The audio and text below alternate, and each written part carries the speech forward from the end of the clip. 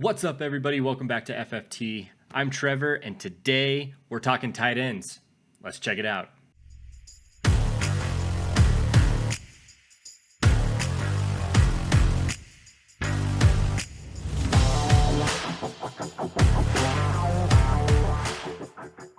All right, we're doing it. We're talking tight ends today. It's my least favorite position, but everybody has a tight end, so we got to cover it. And we're going to go through my top 3 values when it comes to the tight end position. If I look tired, if you see bags under my eyes, it's because I am tired. I was up late. We were up past midnight doing one of my drafts. It was our salary cap draft last night, one of the most fun drafts I've ever participated in. I'll do a video on that sometime here in the near future. Look forward to that. But let's jump right into it. Let's start talking tight ends. At the number 1 spot for tight ends, we're looking at Chig Akaka. All right, his ADP is 116.7, which means that he's going at the end of the 10th round when it comes to 12-team format half PPR. All right, so end of the 10th round. That means you can forget about tight end. If you want to get Chig, you can wait until the end of the 10th round to pick up your first tight end and focus on quarterbacks, running backs, wide receivers.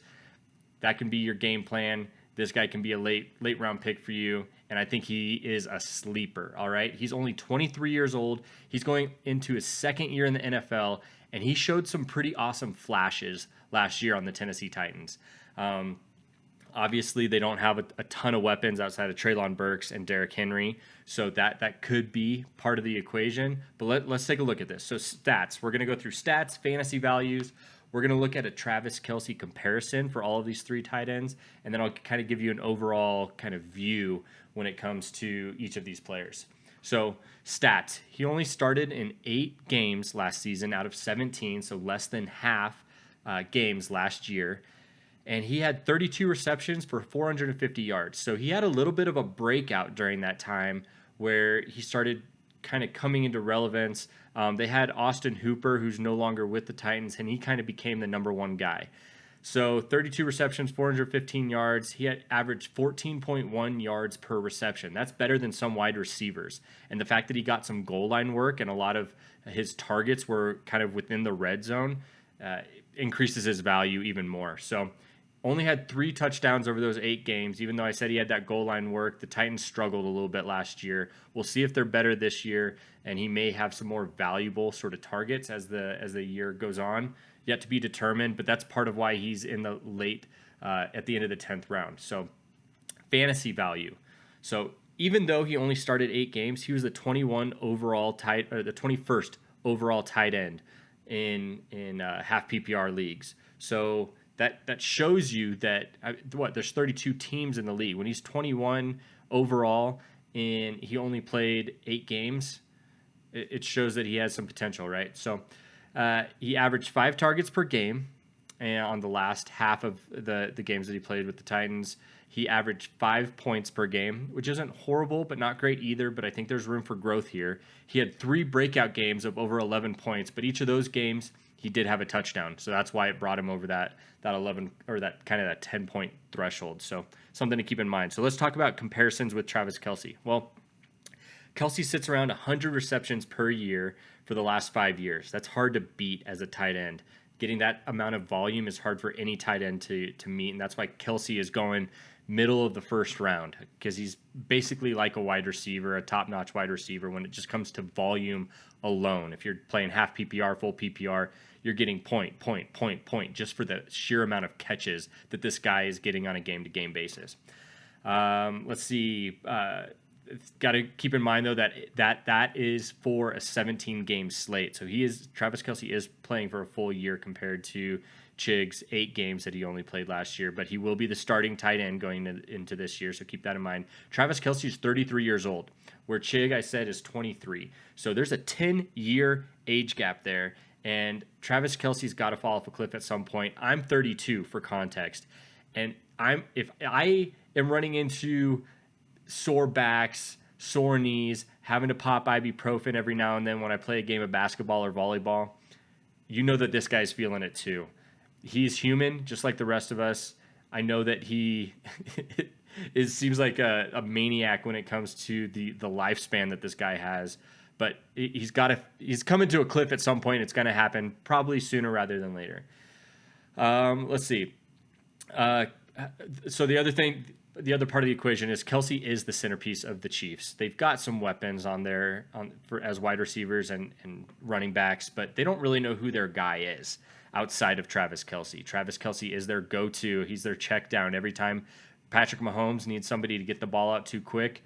Kelce is the guy that it's going to. So that's part of the reason why he's getting so much volume, is because he just always happens to find a way to get open. I don't know how these defenses don't cover this guy or fail to cover this guy when they're in the red zone. It's always going to Kelce. Cover Kelce. You might stop them from scoring a touchdown. I don't get it. I've never understood that. Kelce is the guy you cover, because if not, they probably won't score. Their chances probably go down to like 20%.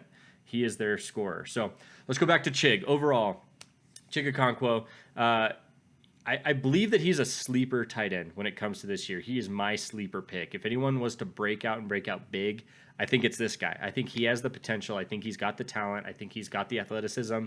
He's big. He's a good pass catcher. He's got what it takes to take it to the next level. It's going to kind of fall on whether or not this team is good enough to get him to that point. So I'm focusing this guy in every draft that I can. I'm waiting until the later rounds to get a tight end. You don't have to do that, but if your plan is to wait on a tight end, this is a guy that I would suggest targeting. All right, only 23 years old. He's on a team that needs studs. So they brought in DeAndre Hopkins. They've got Treylon Burks. But outside of Derrick Henry as a check down, this guy is probably Ryan Tannehill's next go-to.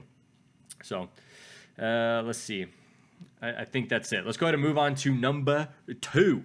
All right, number 2 is Kyle Pitts. All right, same side kind of story. This guy's ADP is 57.5, so he's going at the end of the 5th round, where Chig is going at the end of the 10th round. So Kyle Pitts is going a lot earlier, and there's a reason for that. I think that let's get into it. So Kyle Pitts is only 22, and he's going into his 3rd year in the NFL, which is crazy to think about. He's still younger than a lot of these rookie tight ends that are coming into the NFL. It blows my mind. Let's talk about some stats really quick. He's been hurt a little bit. He's only played in 10 games last year, and that was because of an injury. I can't remember what the injury was, but that is a concern for Kyle Pitts, is the fact that you never really know if he's going to make it. When people get hurt in the NFL, they're generally prone to get hurt again, and it's just something to watch out for. In 2021, he had 68 receptions with 1,026 yards. We're not looking at 2022 really, because he didn't have as many games that he played in. 2021 was the last time that he actually played a decent amount of games, and something that we can actually look at the stats for.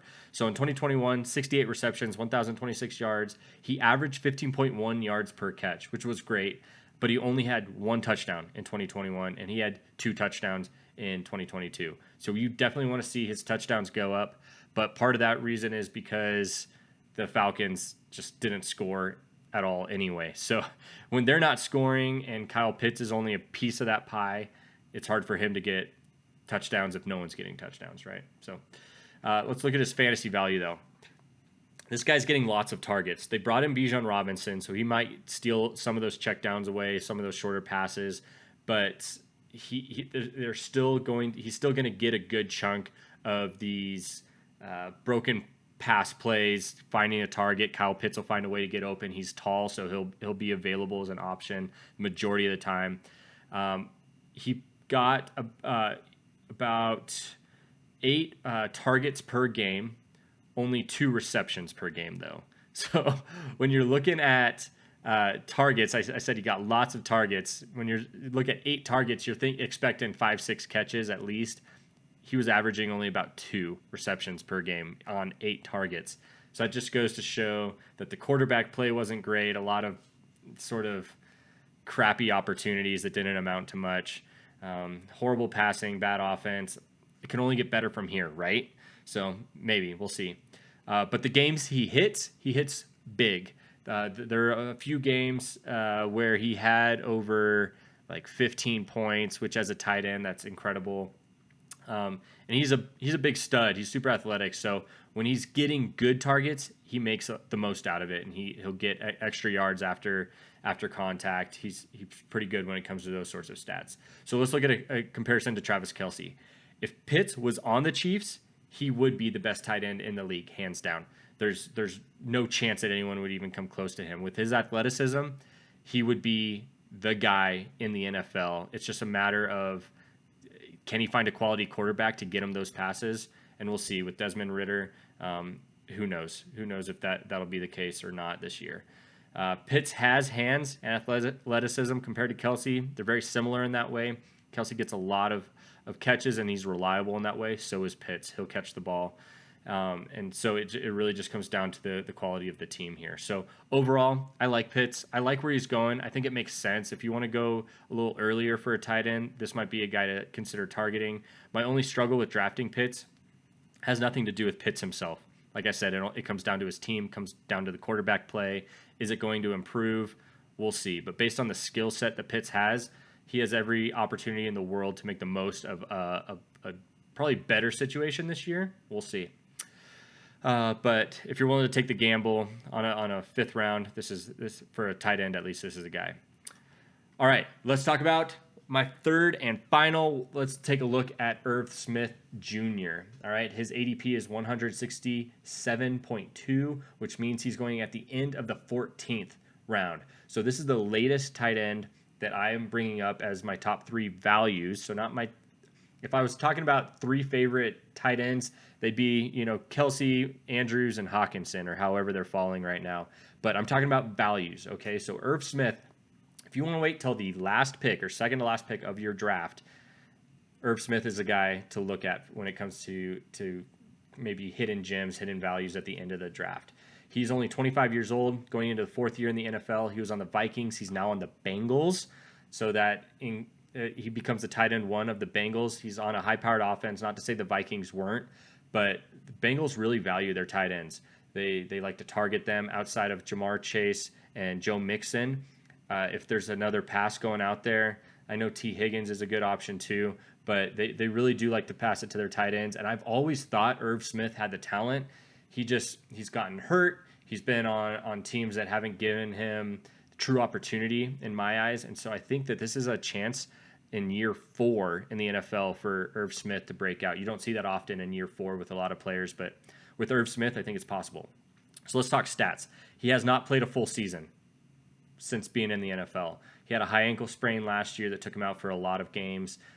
So injury is another concern for this guy. But in the 7 games he played in both 2019 and 2020, he had about 35 receptions and then 2 touchdowns and 5 touchdowns respectively, and averaging about 10 yards per catch. So a little bit lower than these other guys I was talking about. But again, you're taking him in like the last couple rounds of your draft for a guy that has huge upside, huge potential. So fantasy value, he averaged 5 targets per game with 4 receptions per game. So when we looked at Kyle Pitts averaging 8 targets per game, but only 2 receptions per game, the completion percentage for Irv Smith was a lot higher. Obviously, he had Kirk Cousins behind the helm, and so he was giving him higher quality passes. I think it's obviously going to be a similar sort of case with Joe Burrow when he's passing him the ball. So this guy is a consistent value for fantasy. He doesn't have crazy big games. He doesn't have very low games. He's going to give you consistently 6, 7, 8 points on a week-to-week basis, something that you can just rely on being the case with Irv Smith, again, outside of injury. So never really a dud, but never really a stud either, I guess. Let's talk Travis Kelce comparison.